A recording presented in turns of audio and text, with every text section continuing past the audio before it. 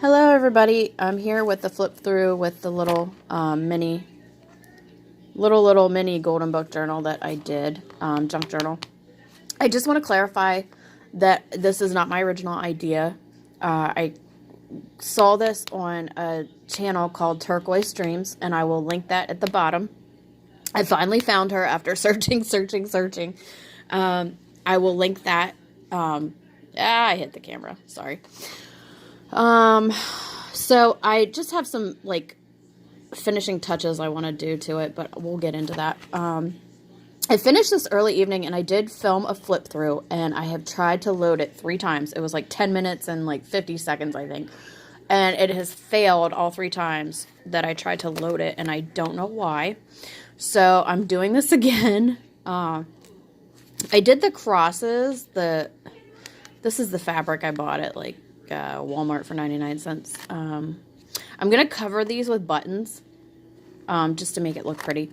I have, like, white, pearlish buttons that I might cover it with, and some reddish Christmassy ones too. We'll see.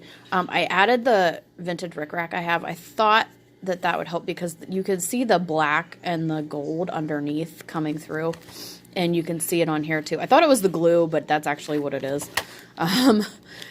Even though I thought I was losing my mind, I'm not. I'm still trying to figure out how to cover this up.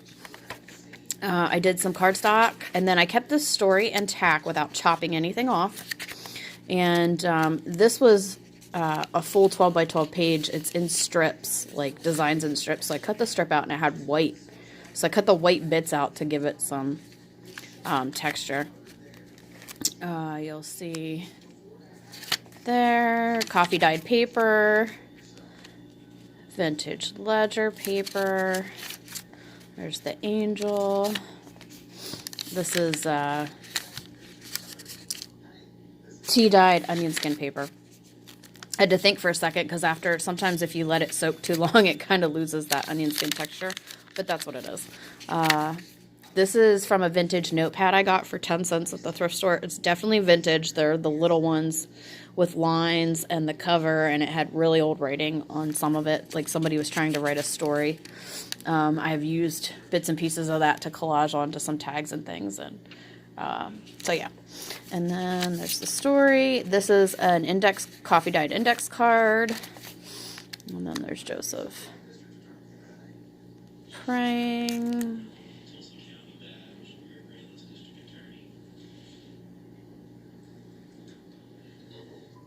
Oh, okay. And there's an angel. This paper came wrapped around something I got from Etsy, and it was actually pretty decent size of it. So I've saved it, and I cut it apart. It's like crafty type paper, baggish paper. The lady who I purchased from had wrapped it so cute. I took a glassine bag, and I flipped it up, and then I sewed this part here, and then I cut the end of it, so you will, if I can get my nail. I did glue, like, the inside parts together right here because you'd be fumbling with it, at least I was. So there's a pocket. Here. I'm having issues today. So, right there. And then, excuse me. And then I did, these are pockets as well. Oh, if you hear the TV in the background, I forgot to mute it before I came out here to do this. I have the first 48 on. But yeah, it goes deep, these pockets. I did green on the back and red on the inside. So you have some pockets in there. This is the first signature. Here you have, I just want to show you real quick. On this end, because it's the top part, I snipped off the top that kind of goes up and around. And so, I sewed that right there, and because this is lower, it didn't get sewed, so you have like a full pocket right here, and I'm going to put some stuff in there, don't worry. And this is my favorite page in this book, and let's see if my camera wants to focus today. There we go. I don't know why. I think it's the colors, and I think it's the picture, just everything about it I love. This is my favorite page of the story. But the angel said to them, "But there is nothing to fear. I come to bring you news of great joy, which shall come to all people. For a child is born this day in Bethlehem, a Savior who is Christ the Lord." I just love this page. And there's that. So this is the first signature. Still, yada yada. I felt it was important to keep the story intact. Oh, and there's little baby Jesus and his lamb. And that's the last page of the story. And then this is the cardstock. I did the cardstock on light blue on the outside just to go with that. Just to kind of give it a cover. I may add something to this. I may leave it blank because I kind of want to, whoever gets this or, well, you know, whatever, can have the freedom to play with it. It's small. So I did a 25 there for the, I did some blank tea-dyed paper that I had in scraps. So I ripped it off and I glued around it to make a pocket. And this little thing is going to get a hole and a tag. And I put that in there so you could see how much room you have. I mean, it's not super wide because I went a little too wide with the glue, but it starts there and then it goes to about there. And you can write on this. That was my thought process, to put your whatever you want in here and then write on that. And then I used a square punch for that, and then I did a tag here just to show you the tuck spot that I did. I think I put a little too much glue on the bottom, but... And then this is tea-dyed paper. I had ripped the end off. And then I did a punch for a window on this. This is actually off-white paper and has little bits of color in it. So I added that. This is construction paper. I bought some for my son, but he barely used it. And this is a little faded, but I was like, that's a junk journal, right? Tea-dyed coffee paper. Tea-dyed paper. That's a new one. I wonder if anybody's ever done that. Tea-dyed coffee paper. Okay. So, there's the holly. I love this print. It's from the Paper Studio from Hobby Lobby. I did a tag, and then I did a belly band. So yeah, I did okay with the glue on that one. This is red construction paper. I found this paper in my... Oh, I keep doing that. I'm sorry. I found this brick paper. It's loose paper that I bought at Michael's about 2 years ago with a bunch of other loose papers that were on sale for like, I think they were like 49 cents, 59 cents. I bought 2 of these and I thought, oh, bricks, Christmas. I mean, they're white, but you get what I'm going at. And I haven't used it for anything. I think I bought it to use as a background for pictures for craft items that I make or jewelry, and I just think I forgot I had it, but... I did the same thing with this. This is from that same 12 by 12 with the strips, and I cut the white out to give it texture.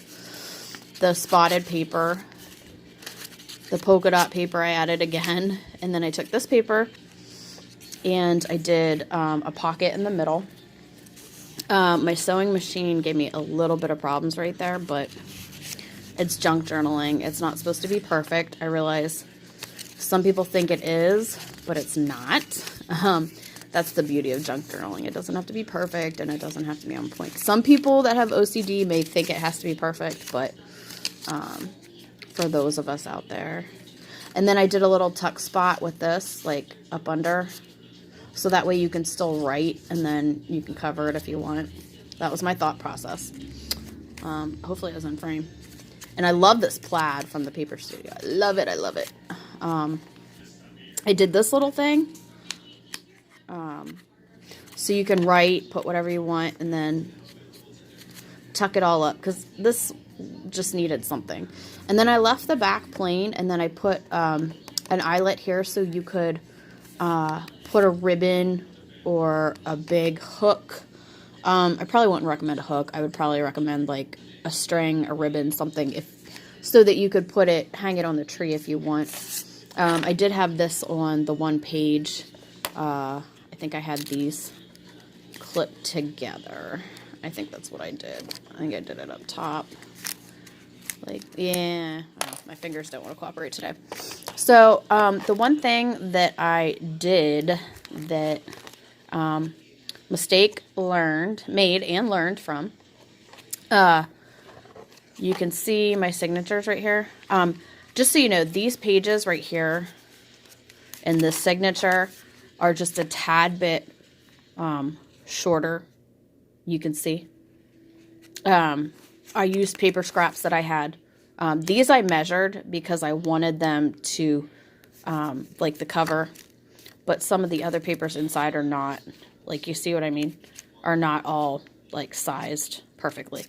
But I did more so cut to size most of these to go with the book. These are scraps that I had already cut, and that I just put together. So I used everything that I had on hand. I didn't buy anything for this. So you can see my first starts here. What I should have done is start up like where that green cross is maybe, and then go on in the middle and then down here. But my three are right here. So everything has room at the top a little bit. So when it closes, it probably has, I would say like an eighth, a little over 1/8 of an inch. But then it comes out a little bit like about an 1/8 of an inch at the bottom. So I see what I did. I went too far down to the bottom. Like the last signature is sewn in up here. So lesson learned. It's just a little mistake. I don't see it as a major one. I know better for next time. Like I said, I'm going to put buttons over this just to cover it up. I also have some ribbon I may add. Just a little odds and ends touches to add to it. I'm going to make another one, and I will have some time here this weekend and then next week. Next week I have finals Monday morning and Tuesday morning and one online. I don't know what time yet, but basically I will be done for the semester by Wednesday. So I will be making more of these. I will actually be making some Disney ones. So, and I have lots of pretty fabric that I don't have to worry about it being Christmas. I did find some red placemats that had a thick enough quality but not too thick at the thrift store today, and I think I'm going to use that as my end cover here for the other two Christmas ones that I may do. So I do have a little pocket that I sewed together that I'm going to put on a page. I got to glue that down. Just a little couple odds and ends things. I wanted to leave as much blank space as possible because it is so small. So I want the person who gets this to be able to do whatever they want. It's tiny. And I figured my thought process behind the first part is if anybody's into Bible journaling or Bible verses, especially at Christmas time, they would have room. That's why I didn't do a lot of pockets and stuff in here, because I figured the blank spaces that they have, they could use it for writing Bible verses that relate or parts of the story in the Bible. Like, that was my whole thought process behind that. So that's why this isn't so much decorated as the second one is. That way I figured you could do your Bible journaling here and then your fun Christmas stuff here. So I have 14 pages on each signature, not counting the pocket here and the pocket here, and the cellophane pocket. But I have 14 pages, and that includes this little guy right here, for each one. So that would give you 28 pages total. 28, 6, 1. That would give you 56 pages in this thing, plus the folders and the pocket thingies here, and here. And here to put stuff in and to journal. So, yeah, so 28, 56 pages. Oh my gosh. So, yeah. So 28 and 28. But I thank you for watching, and I'm not sure that I'm going to use this hair tie as the closure. I actually have some Christmas ribbon, and I have some different color sari silk that I can wrap around it too. And yeah, so thank you for watching. This is a little longer than I'd hoped. Have a good one.